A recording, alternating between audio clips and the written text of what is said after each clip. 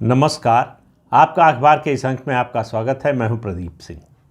उड़ीसा की राजनीति में बड़े बदलाव के संकेत हैं। जैसा कि मैंने पहले आपको बताया था एक वीडियो में कि भारतीय जनता पार्टी और बीजू जनता दल दोनों का अलायंस हो सकता है। दोनों के अलायंस की संभावना दिन पर दिन बढ़ती जा रही है। दोनों दलों के वरिष्ठ नेताओं की बातचीत हो चुकी है। इसके लिए उड़ीसा से एक डेलीगेशन 2 नेताओं का दिल्ली आया। यहाँ भारतीय जनता पार्टी के राष्ट्रीय अध्यक्ष जेपी नड्डा और केंद्रीय गृह मंत्री अमित शाह से मिला। लेकिन बातचीत अटकी हुई है 2 सीटों को लेकर। लोकसभा की 2 सीटें जो दोनों में से कोई पार्टी छोड़ना नहीं चाहती है, और ये सीटें हैं भुवनेश्वर और पुरी। भुवनेश्वर की सीट इस समय भाजपा के पास है, पुरी की सीट जो है वो बीजेडी के पास है। पुरी की सीट पिछली बार 2019 के चुनाव में भाजपा के राष्ट्रीय प्रवक्ता डॉक्टर संबित पात्रा जो है लगभग 12,500 वोटों से सिर्फ पिनाकी मिश्रा से हारे थे, और इस बार पूरी संभावना है कि वो चुनाव जीत जाएंगे। इसलिए भारतीय जनता पार्टी इसको छोड़ना नहीं चाहती। उधर नवीन पटनायक के खेमे का मानना है, उन्होंने जो पुरी के मंदिर का पुनर्निर्माण कराया है और जो उसका चौड़ीकरण का और दूसरे विकास कार्य किए हैं, उनकी वजह से उनकी सरकार की लोकप्रियता बढ़ी है, स्वीकार्यता बढ़ी है पहले से ज़्यादा, पुरी में कम से कम कह सकते हैं। इसलिए इस बार जो है बीजेडी ये सीट जीतने की स्थिति में है, इसलिए छोड़ना नहीं चाहती। दोनों ने इन दोनों सीटों को प्रतिष्ठा का सवाल बना लिया है। लेकिन अगर गठबंधन नहीं होगा या कहें कि बातचीत टूटेगी तो इन्हीं 2 सीटों के कारण। बाकी मुद्दे तय हो चुके हैं। तय हो चुका है कि भारतीय जनता पार्टी 21 जो लोकसभा की सीटें हैं उड़ीसा में, उनमें से 14 पर लड़ेगी। 7 सीटों पर बीजेडी लड़ेगी। इसके अलावा जो 147 विधानसभा की सीटें हैं, उनमें से 100 पर बीजू जनता दल लड़ेगा और 47 पर भारतीय जनता पार्टी लड़ेगी। अब देखिए, भारतीय जनता पार्टी के जो स्थानीय नेता हैं, राज्य की इकाई है, उसको लग रहा है कि ये गठबंधन गलत हो रहा है।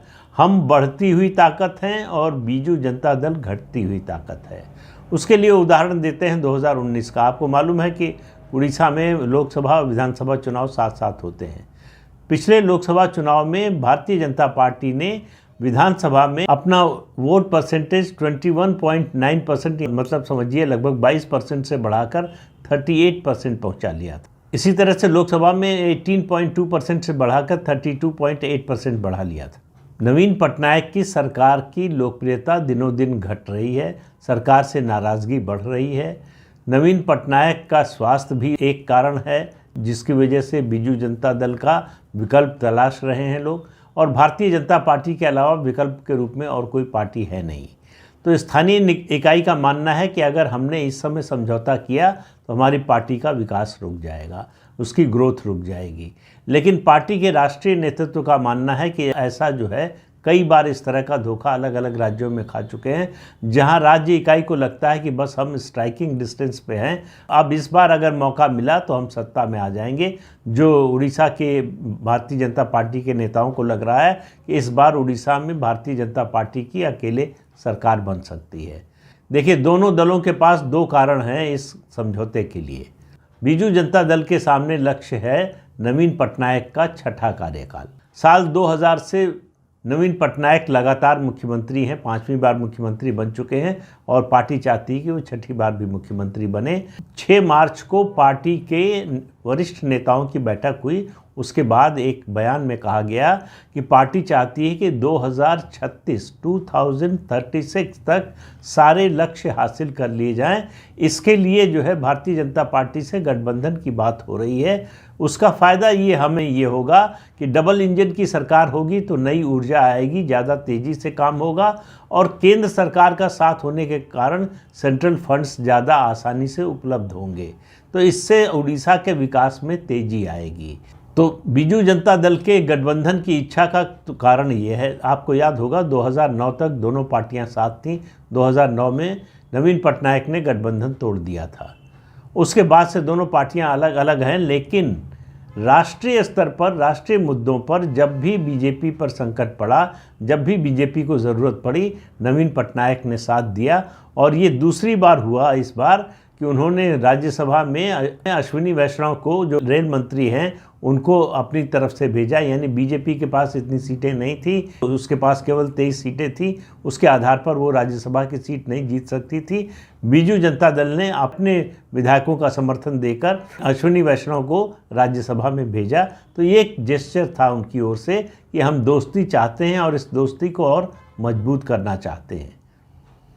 भारतीय जनता पार्टी का लक्ष्य जो है वो आपको मालूम है कि प्रधानमंत्री ने लोकसभा में जो बात कही थी कि एनडीए इस बार 400 पार, तो उसके लिए एनडीए 400 पार के लिए 2 चीज़ें करना ज़रूरी हैं जो मैं कई बार कह चुका हूँ।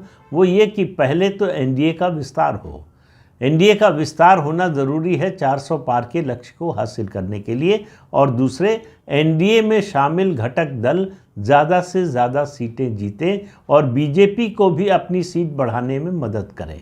उड़ीसा में भारतीय जनता पार्टी को लगता है कि अगर भाजपा और बीजेडी साथ आ जाएं तो ये लक्ष्य हासिल किया जा सकता है। 21 की 21 सीटें जीती जा सकती हैं एनडीए द्वारा, और राज्य में सरकार तो बनेगी ही, तो भाजपा की एक और राज्य सरकार हो जाएगी और उसके अलावा उसकी लोकसभा की सीटों की संख्या बढ़ जाएगी। अभी भाजपा के पास 8 लोकसभा सीटें हैं, उसको लड़ने के लिए समझौते में 14 सीटें मिल रही हैं और पूरी उम्मीद है कि वो 14 की 14 सीटें जीत जाएगी, तो उसकी 6 सीटें बढ़ जाएंगी। असल में भाजपा के सामने समस्या ये है कि बीजू जनता दल की लोकप्रियता जिस तेज़ी से घट रही है उसका फ़ायदा उठाने की स्थिति में केवल भारतीय जनता पार्टी है, और भारतीय जनता पार्टी का स्थानीय नेतृत्व उसको लग रहा है कि अगर हमने समझौता कर लिया, बीजू जनता दल और भाजपा एक साथ आ गए, तो अपोजिशन का पूरा स्पेस कांग्रेस के लिए खाली मिल जाएगा। उसका फ़ायदा कांग्रेस उठा सकती है, कांग्रेस फिर से खड़ी हो सकती है उड़ीसा में। ये डर भारतीय जनता पार्टी को सता रहा है। लेकिन उधर बीजू जनता दल को लग रहा है कि अगर 5 साल और नवीन पटनायक को मिल गए तो एक तो उनके जो विकास के लक्ष्य हैं वो पूरे किए जा सकते हैं, लेकिन ये सेकेंडरी बात है, वो निश्चित रूप से उनकी प्रायोरिटी पर है, फिर भी मैं मानता हूँ कि ये सेकेंडरी है। नवीन पटनायक को अगले 5 साल चाहिए अपनी राजनीतिक विरासत तय करने के लिए। वो अपनी राजनीतिक विरासत किसे दें ये तय करने के लिए और उसको ग्रूम करने के लिए उनको 5 साल का समय चाहिए, इसलिए वो समझौता करना चाहते हैं। समझौते से ये सुनिश्चित हो जाएगा कि वो मुख्यमंत्री बने रहेंगे अगले 5 साल और बीजू जनता दल और भाजपा की सरकार बनी रहेगी। तो इसलिए उनको विरासत तय करने में और उसको लागू करने में और जिसको भी विरासत सौंपना चाहते हैं उसको ग्रूम करने में, उसका विकास करने में मदद मिलेगी। तो दोनों पार्टियों को लग रहा है कि हमारे लिए विन विन सिचुएशन है। केवल भारतीय जनता पार्टी की जो राज्य इकाई है उसको लग रहा है कि हमको आगे चलकर नुकसान होगा, भविष्य में नुकसान होगा। ये हम कांग्रेस के रिवाइवल का दरवाज़ा खोल रहे हैं ये अलायंस करके। वैसे बात भी बड़ी विचित्र लगती है कि किसी राज्य में नंबर 1 और नंबर 2 की पार्टी में समझौता हो जाए, गठबंधन हो जाए, और तीसरी कोई पार्टी हो ही नहीं। कांग्रेस पार्टी वहाँ केवल नाम मात्र को है, उसका कोई आधार बचा नहीं है, न तो लीडरशिप है, न नीयत है, न ही सेंट्रल पार्टी लीडरशिप जो है कांग्रेस पार्टी की, उसका कोई इरादा है उड़ीसा में कांग्रेस को फिर से खड़ा करने का। तो उधर से भी कोई प्रयास नहीं हो रहा है। तो ये भाजपा को लगता है कि हमारे लिए इससे बेहतर मौका कोई नहीं हो सकता, जब हमारे विरोध में जो तीसरी पार्टी हो सकती थी उसका अस्तित्व पूरी तरह से समाप्त हो गया है और जो सत्तारूढ़ दल है उसकी लोकप्रियता घटती जा रही है। और उसको लग रहा है कि नवीन पटनायक का वही हाल होगा जो तेलंगाना में बीआरएस का हुआ, के चंद्रशेखर राव का हुआ। उनकी सरकार के प्रचार से लगता था कि वो जीत कर आ रहे हैं, लेकिन उनकी सरकार की लोकप्रियता जिस तरह से घटती जा रही थी, जिस तरह से सरकार अलोकप्रिय होती जा रही थी, उसका नतीजा ये हुआ कि वो बुरी तरह चुनाव हार गए। आखिर में कांग्रेस पार्टी जीत गई। तो उड़ीसा में तो ऐसा नहीं होने वाला कि कांग्रेस पार्टी जीत जाए। अगर गठबंधन नहीं होता है तो भारतीय जनता पार्टी के विधानसभा चुनाव भी जीतने की संभावना ज़्यादा है। लेकिन यही एक शब्द है जिसकी वजह से पार्टी का राष्ट्रीय नेतृत्व हिचक रहा है। ये संभावना है। मान लीजिए ये संभावना सच नहीं साबित हुई, या मान लीजिए कि सरकार नहीं बनी, तो बीजू जनता दल और भाजपा के रिश्ते में खटास आ जाएगी। बीजू जनता दल ने इतने समय तक, इतने लंबे समय तक भाजपा का साथ दिया है, तो उनसे संबंध बिगाड़ने का कोई कारण समझ में नहीं आता।